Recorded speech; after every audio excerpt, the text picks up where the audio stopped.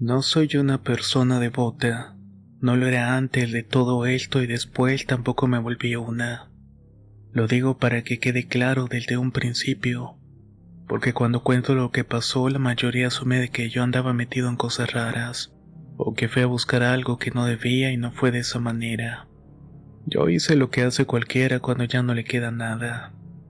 En el 2005 yo tenía un pequeño local cerca de un mercado. Vendía artículos varios como focos, cables, extensiones, algunas herramientas sencillas, cosas que siempre se necesitaban. No me iba mal, pero tampoco bien. Lo suficiente para pagar la renta, la comida y los gastos de mi madre que llevaba meses enferma. Nunca nos dieron un diagnóstico claro. Un doctor decía una cosa y otro decía otra. Es la edad, es el clima, hay que esperar. En el hospital general siempre faltaba algo. Camas, medicamentos, tiempo. Yo aprendí a leer la cara a las enfermeras, a saber cuándo iba algo mal aunque no me lo dijeran. Mi madre se iba apagando despacio, no con dolor constante, sino con un cansancio que no se le quitaba. Dormía mucho, comía poco, hablaba cada vez menos. A veces despertaba bien e incluso se reía y yo pensaba que quizás estábamos exagerando. Luego venía otra semana mala y todo volvía a empezar. Vendí cosas del local, pedí dinero prestado, recé aunque nunca había rezado bien en mi vida. Repetía palabras que no sentía y solamente lo hacía por si acaso. Nada cambió. La noche de la promesa no pasó nada especial. Eso es lo que más me inquieta cuando lo recuerdo. Era una noche común y corriente. Calor pegajoso, humedad que se mete en la ropa, zancudos zumbando cerca del oído. Había llovido en la tarde y el olor a tierra mojada seguía en el aire. Mi madre dormía en el cuarto con la puerta entreabierta y yo estaba sentado afuera en una silla de plástico sin hacer nada. No estaba pensando en dioses, ni en espíritus, ni nada por el estilo. Estaba cansado. Recuerdo haber pensado algo muy simple. Ya no puedo más. No lloré, no grité, no levanté la voz y solamente hablé. No sabría repetir las palabras exactas. Eso también es importante. No fue una frase aprendida ni algo que alguien me enseñó. Fue más bien una intención dicha en voz baja, como cuando uno se habla a sí mismo sin darse cuenta. Algo como que se cure lo que sea, yo me hago cargo. No dije a quién, no dije cómo, no dije cuándo. Pero cuando terminé de decirlo sentí vergüenza. Como si alguien me hubiera escuchado, pero no había nadie. Me levanté y entré a la casa y me fui a dormir. Esa noche no soñé con nada. A los 2 días mi madre amaneció mejor y no un poco mejor, mejor de verdad. Pidió desayuno completo, se levantó sola para ir al baño, se bañó, me pidió que le abriera la ventana porque tenía calor. Algo que no hacía desde hacía meses. Pensé que era uno de esos días buenos que a veces tenía, aunque no dije nada. Pero al tercer día seguía igual y al cuarto y al quinto. La llevé de nuevo al hospital, la revisaron, le repitieron estudios. El doctor frunció el ceño, revisó los papeles y volvió a revisarla. Dijo que no entendía, pero que los valores estaban mejorando. No cante victoria, me dijo. Yo asentí, pero por dentro sentí algo raro. No alegría, no alivio. Algo más. Como cuando uno gana dinero que no espera y no sabe de dónde salió. En las semanas siguientes mi madre volvió a ser casi la de antes. Caminaba, cocinaba, se quejaba de cosas pequeñas. Los vecinos decían que parecía un milagro. Yo sonreía, decía que sí, que gracias a Dios, aunque por dentro evitaba pensar en la noche de la silla de plástico. Fue entonces cuando empezaron las otras cosas. Al principio fueron detalles sin importancia. Sueños, por ejemplo, no pesadillas, sueños repetidos. Siempre estaba yo en el local cerrando y siempre era de noche. Siempre me faltaba algo por acomodar. Y siempre antes de terminar escuchaba una frase que no se completaba. Como si alguien empezara a hablar y se quedara a la mitad. Despertaba con esa sensación de interrupción, de duda pendiente. Luego vinieron las coincidencias. Ventas inesperadas, clientes que compraban justo lo que yo necesitaba vender. dinero que alcanzaba para pagar deudas antiguas. No era una racha espectacular, pero sí constante, demasiado constante. Y con cada cosa buena venía una incomodidad complicada de explicar, como si alguien estuviera notando. Una tarde, mientras cerraba el local, me di cuenta de que tenía un rasguño al antebrazo. No era profundo, pero era largo, recto, como hecho con cuidado. No recordaba haberme lastimado, no sangraba, no dolía. Solamente estaba ahí. Pensé que me había rozado con algo, así que me lavé y continué trabajando. Esa noche soñé con el rasguño. En el sueño alguien lo repasaba con el dedo como verificando que siguiera ahí. A partir de ese momento empecé a sentirme observado. No todo el tiempo, solo cuando estaba bien, cuando mi madre reía, cuando el local vendía bien, cuando yo me permitía pensar que quizás al final había tenido suerte. La sensación no era miedo, era más bien presencia, como si algo estuviera cerca sin prisa. Un día un cliente me miró fijo mientras yo le cobraba y dijo sin ningún motivo: hay favores que no se pagan de una sola vez. Se rió, pagó y se fue y nunca volvió. Esa frase me acompañó semanas enteras. Empecé a recordar la noche de la promesa con más claridad. No las palabras, sino la intención. Me di cuenta de algo que antes no había querido ver. Yo no había pedido ayuda. Yo había ofrecido algo a cambio y nunca especifiqué el qué. Fui con una señora que sabía cosas, que no era famosa ni recomendada por nadie en particular. Vivía a unas cuadras del mercado en una casa vieja con plantas secas de macetas de plástico. No me pidió detalles, no me pidió dinero de entrada y simplemente me escuchó en silencio. Cuando terminé se quedó callada un rato largo y luego me dijo algo que no voy a olvidar. Cuando uno promete sin nombre, la promesa no tiene a quien rendirle cuentas. Se cumple y se queda. Le pregunté si había manera de romperla. Me miró como se mira a alguien que pregunta algo tarde. No es castigo, es cumplimiento. No me dio rituales, no me dio rezos. Me dijo que tuviera cuidado con lo que decía en voz alta, que no ofreciera nada más y que no negara lo que ya había hecho. Regresé a casa con más miedo que cuando llegué. El cobro no fue inmediato. Eso también es importante decirlo. Pasaron meses y mi madre siguió bien y yo seguía trabajando y la vida parecía haberse acomodado. A veces incluso olvidaba todo hasta que algo pequeño me lo recordaba. El sueño incompleto, el rasguño que nunca se borró del todo, la sensación de compañía cuando estaba solo. El cumplimiento empezó de forma sutil. Primero dejé de dormir profundamente. Me despertaba varias veces por la noche sin razón y luego empecé a sentirme cansado todo el día, aunque no hubiera hecho nada pesado. Después noté algo peor. Dejé de sentir entusiasmo. Las cosas buenas pasaban pero no me provocaban nada. Ni alegría, ni alivio, solo aceptación. Una tarde, mientras ayudaba a mi madre a acomodar unas cosas, me dijo: no sé cómo agradecerte todo lo que hiciste por mí. Sentí un nudo en el estómago, no porque no quise agradecerle, sino porque por primera vez entendí que algo no cuadraba. Yo no había hecho todo, yo había delegado. La noche en que comprendí el precio completo fue casi un año después de la promesa. Mi madre dormía y yo estaba otra vez afuera en la misma silla de plástico y estaba lloviendo. El olor a tierra mojada era idéntico al de aquella noche. Sentí la misma quietud, la misma espera y entonces entendí. No me iban a quitar a mi madre, no me iban a quitar dinero, no me iban a quitar la vida. Me estaban quitando algo más lento. La capacidad de sentir que algo me pertenecía de verdad. Nada era completamente mío. Todo estaba concedido. Desde entonces vivo así. Trabajo, cumplo, acompaño.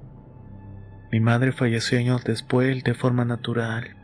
Yo no sentí alivio ni tragedia, solamente un cierre, como cuando se termina de pagar algo. No hago promesas, no digo te juro, no pido favores al aire, y cuando alguien me pregunta si volveré a hacerlo, siempre digo lo mismo. No me arrepiento de haber prometido, me arrepiento de no haber preguntado cuánto tiempo, porque hay cosas que una vez cumplidas no se van nunca.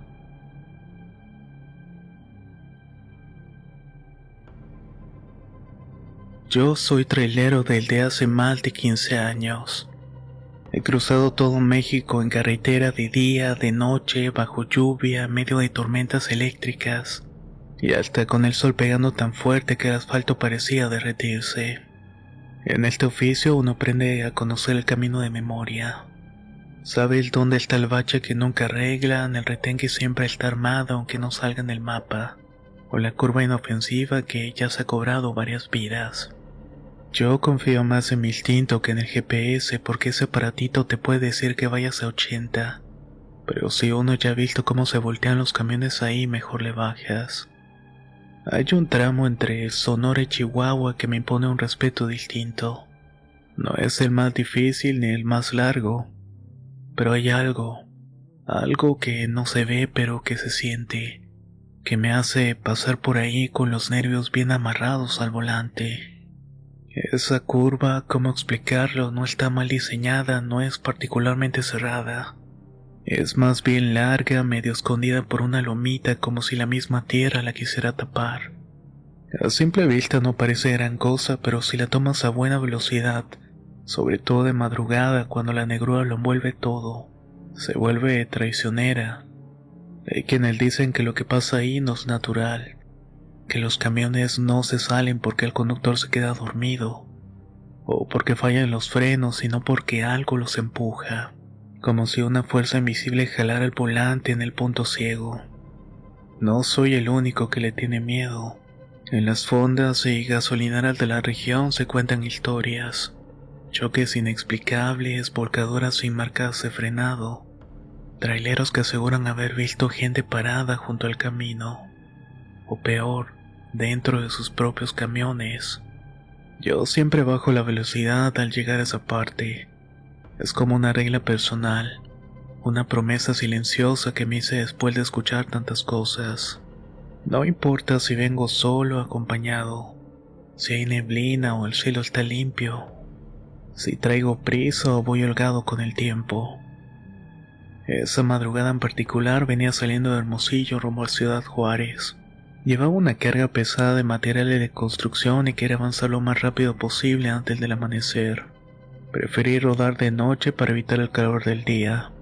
El radio lo llevaba bajito, más que nada para no dormirme, con una estación que apenas se sintonizaba bien.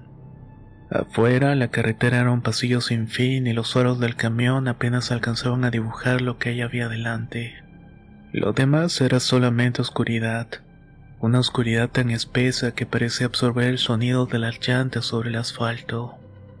Cuando vi los primeros letreros reflejando la luz, esos que advierten que viene una curva cerrada, sentí como si mi cuerpo se tensaba ya que sabía lo que venía. Bajé la velocidad con cuidado y metí freno poco a poco y reduje la segunda. Ya lo tenía medido. Agarré bien el volante y me incliné un poco hacia adelante como si eso me diera más control. Entonces, sin previo aviso, la escuché. Una voz de mujer limpia, clarita. No chilló, no murmuró, no hizo ruido extraño. Solo habló como si estuviera ella a mi lado en el asiento del copiloto. Su tono era suave pero firme, como quien da una instrucción de que no está abierta a discusión. No aceleres. En ese momento sentí como si el corazón se me apretara dentro del pecho. No fue un susto normal. Fue una presión, un vacío, como si algo me hubiera agarrado el alma por dentro. No grité, no metí freno de golpe, pero me quedé completamente quieto. Las manos me temblaban sobre el volante y apenas me atreví a girar un poco la cabeza para mirar por la ventana. Quería comprobar que había alguien ahí, pero no había nadie. Solamente el vidrio empañado del copiloto por dentro, como si alguien hubiera respirado muy cerca de él. Pasé la curva, paso de tortuga y podía sentir cada centímetro del tráiler, cada vibración del motor como si mi cuerpo estuviera sintonizado con la máquina. No sé cuánto tiempo estuve sin parpadear. Me ardían los ojos pero no podía cerrarlos. El sudor frío me bajaba por la espalda como un hilo de hielo. y aunque ya había pasado esa parte maldita, sentía que todavía estaba dentro de ella, como si lo más peligroso no fuera la curva, sino lo que hubiera hablado. Cuando el camino por fin se enderezó otra vez y el terreno se abrió poco, solté el aire que ni siquiera sabía que estaba contenido. Subí los seguros del camión, una tontería, lo sé, pero en ese momento necesitaba sentirme protegido, como si los seguros fueran a impedir que algo, lo que fuera, se subiera. También subí el volumen del radio, aunque solo captaba estática y pedazos de una canción vieja. Necesitaba ruido, algo que me hiciera recordar que estaba despierto y que estaba solo, pero la verdad es que no estaba tan solo. Al llegar a Juárez, ya con el cielo clareado, me metí a una pensión donde siempre paro. Estacioné el camión, aseguré la carga y entré a la litera a descansar. Pero no podía quitarme la voz de la cabeza. Me retumbaba en el oído como si lo hubiera escuchado hace apenas un segundo. Y entonces hice algo que no suelo hacer. Revisé la grabación de la dashcam. No sé si quería calmarme o asustarme más, ya que parte de mí esperaba no encontrar nada. Que todo hubiera sido solamente un sueño, sugestión, cansancio. Pero había otra parte, una más callada, más sincera, que sabía que algo había pasado. Reproduje el video. La imagen era la que debía ser. El camino iluminado por los faros, los letreros reflejando su brillo, el interior del tráiler vacío. Todo en orden, pero cuando subí el volumen del audio se me heló la sangre. No aceleres. Allí estaba, exactamente como lo había escuchado. Igualita, una voz femenina, firme, tranquila, sin eco. Como si en verdad hubiera estado ahí a mi lado. Y justo cuando pensaba que eso era todo, que ya había pasado lo peor, llegó lo otro. Unos segundos después de que pasé la curva, justo cuando el camión volvió a alinearse y el ruido del motor se estabilizó, se escuchó algo más. Una segunda voz más baja, más áspera. Pero no era solamente eso. Sonaba distorsionada, como si estuviera pasando a través de una radio vieja mal sintonizada. O como si viniera de un lugar mucho más lejano, demasiado profundo. No parecía humana del todo y era como un gruñido al que le hubiera dado forma de palabra, arrastrándose entre interferencias. Y lo peor era la dirección. No venía del micrófono ni del ambiente exterior. Se sentía como si saliera del asiento mismo o de un rincón oculto dentro del tráiler. Un lugar donde nadie debería estar, o donde nadie podría estar. No era para ti esta vez. Me quedé helado. Apagué todo y me senté en la linterna sin moverme, mirando el suelo como si ahí pudiera encontrar alguna explicación. Pero no había nada. No tenía sentido, y al mismo tiempo todo mi cuerpo me decía que era real, que esa cosa que había estado ahí había hablado. Nunca subí ese video a ningún lado y no se lo mostré a nadie. Lo borré al día siguiente como si con eso pudiera borrar también el recuerdo, pero no se fue y no se ha ido.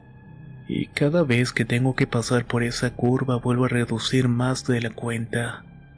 Bajo primera y voy casi en cámara lenta porque entendí el mensaje, ya que algún día pueda que sí sea para mí.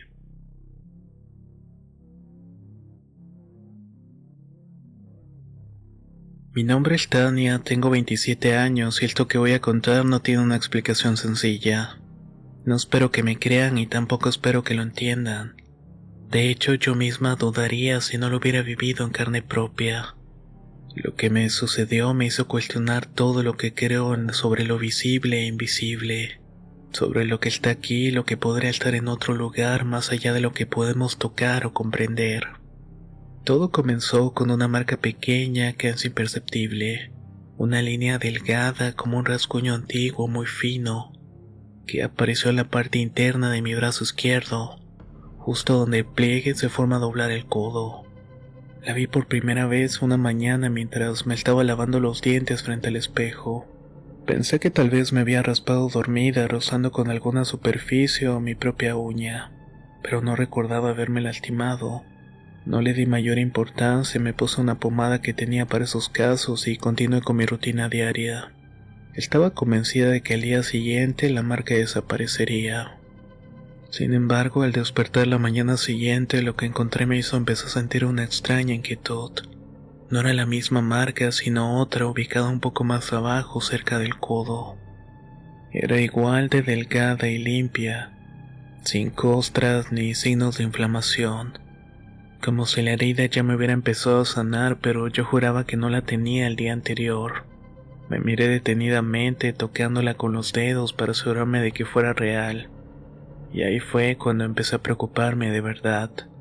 Con el paso de los días revisé minuciosamente mi cama, las sábanas, el colchón, la pared que queda justo al lado donde duermo. Buscaba alguna explicación lógica. No encontré nada que pudiera haber causado las heridas. Nada punzante, nada cortante. Pensé que quizás estaba pasando por alto algo evidente o que mi cuerpo me estaba jugando una mala pasada. Intenté convencerme de que podía ser estrés, una alergia rara o incluso me rascaba dormida, en un estado de sonambulismo, pero ninguna de esas opciones parecía encajar del todo. Lo más inquietante fue que las marcas no dejaron de aparecer. Cada noche había una nueva. Nunca eran profundas ni dolorosas, pero cada mañana me encontraba con alguna nueva cicatriz en lugares diferentes. El brazo, el muslo, la espalda baja. Pequeñas heridas que no recordaba haberme hecho ni que pudiera habérmelas producido accidentalmente. En algún momento alguien me sugirió que acudiera con un dermatólogo para descartar problemas de la piel o alguna enfermedad extraña. Así lo hice. Visité a un médico que me hizo varios análisis. Me recetó cremas, me pidió que me hiciera exámenes, pero no encontraron nada. Nada que pudiera explicar el origen de esas marcas ni la frecuencia con las cuales aparecían. La ciencia en ese momento no tenía respuestas para lo que estaba viviendo. Lo que finalmente hizo que mi mente racional empezara a tambalear fue una noche en que, por pura curiosidad y con algo de miedo, me tomé una foto en el espejo antes de acostarme. Quería tener una prueba de cómo estaba mi piel antes de dormir. La foto mostraba ambos brazos limpios, sin marcas ni cicatrices. Para evitar posibles raspaduras me puse una camiseta de manga larga antes de acostarme. A la mañana siguiente desperté con otra cicatriz. Esta vez estaba en la parte interna del muslo, un lugar donde no tenía ninguna forma de lastimarme sin darme cuenta. Volví a mirar la foto que había tomado la noche anterior. La piel estaba completamente limpia, sin una sola marca, sin señal de la herida que ahora tenía. Ese momento fue el punto de quiebre. Dejé de buscar explicaciones médicas. Sabía que lo que me estaba ocurriendo no podía explicarse con lógica común. Fue entonces con una compañera del trabajo, una persona que creía más en cosas espirituales y que había vivido experiencias similares, me dio el contacto de un señor que, según ella, sabía cómo tratar ese tipo de cosas. Al principio no quería ir. Me resistí a pensar en soluciones fuera del plano físico, pero una parte de mí agotada, confundida y desesperada me llevó a buscarlo. Fui a verlo y el lugar era una casa común de esas que parecen detenidas en el tiempo en un barrio. Al entrar el olor a incienso se mezclaba con el aroma terroso de plantas secas colgando del techo. El ambiente tenía algo solemne y misterioso, pero nada exagerado. El hombre que me recibió no usó títulos ni hizo ningún ritual especial. Me miró los brazos con calma, como quien observa un mapa detallado. Luego me pidió que me sentara. No es físico, me dijo con voz pausada. Estas marcas no se te hacen aquí, se te hacen del otro lado. ¿El otro lado? Le pregunté confundida sin entender. Él guardó silencio unos segundos con una mirada que no parecía teatral sino cargada de sinceridad. Del otro lado del sueño, dijo finalmente, del plano donde no estamos despiertos pero tampoco estamos solos. No supe qué decir, me quedé muda con una mezcla de miedo y curiosidad. Me explicó que algunas personas sin darse cuenta se abren al otro lado mientras duermen, que en ese espacio existen seres que no podemos ver estando despiertos, y que no todos vienen a hacernos daño, pero que algunos sí nos eligen. que esas marcas que aparecen en mi cuerpo eran una especie de firma, una señal indeleble de su presencia. Alguien está regresando cada noche, me dijo, y te está reclamando como suya. No entendí del todo, pero sentí que algo muy profundo estaba pasando. Le pregunté si había alguna manera de detenerlo, alguna manera de cerrar esa puerta. Me dio algunas cosas como una infusión de hierbas para tomar antes de dormir, una oración que debía repetir justo antes de cerrar los ojos y una piedra que debía colocar bajo mi almohada. No me prometió que las marcas desaparecerían, solo que a veces esos pequeños rituales ayudaban a cerrar la puerta entre los dos mundos. Aquella noche hice todo lo que me indicó. Dormí inquieta, con el corazón acelerado, y soñé con corredores oscuros que parecían no tener fin, con voces lejanas que no lograba comprender. En el sueño vi una figura parada al pie de mi cama, una sombra que me estaba observando sin moverse ni hablar, solamente aguardando. Cuando desperté estaba empapada en sudor, pero no había una sola cicatriz. Pasaron 2 noches más, 3, y no apareció ninguna marca nueva. Pero en la quinta noche volvieron. No una, sino 2 cicatrices, esta vez en la espalda, como si alguien con dedos largos y delgados hubiera presionado con fuerza. Fue un golpe directo a mi tranquilidad. No volví a buscar al curandero y no quise saber más. Me limité a dormir poco y a usar siempre ropa de manga larga y evitar mirarme en el espejo en las mañanas. Hoy ya no vivo sola. Me mudé con una amiga y no le conté todo. Solo le dije que me sentía insegura y que necesitaba compañía. Pero todavía despierto con marcas de vez en cuando. A veces son tan pequeñas que apenas se notan. Otras veces son más profundas y dolorosas. El curandero me dijo que algunas puertas, una vez abiertas, nunca se cierran del todo. Yo no sé en qué momento abrí esa puerta. Antes de todo eso, nunca fui de buscar respuestas en lo paranormal ni en lo invisible. No sé cuándo empecé a cruzar ese umbral ni qué hizo que esa presencia me eligiera a mí. Y no sé si se refería al mundo de los sueños o algo mucho más profundo y oscuro. Pero hay noches en las que aunque duermo acompañada, despierto con la certeza de que alguien se sentó a mi lado. Y que mientras yo respiro tranquila hay algo del otro lado que sigue esperando y de alguna manera me sigue marcando.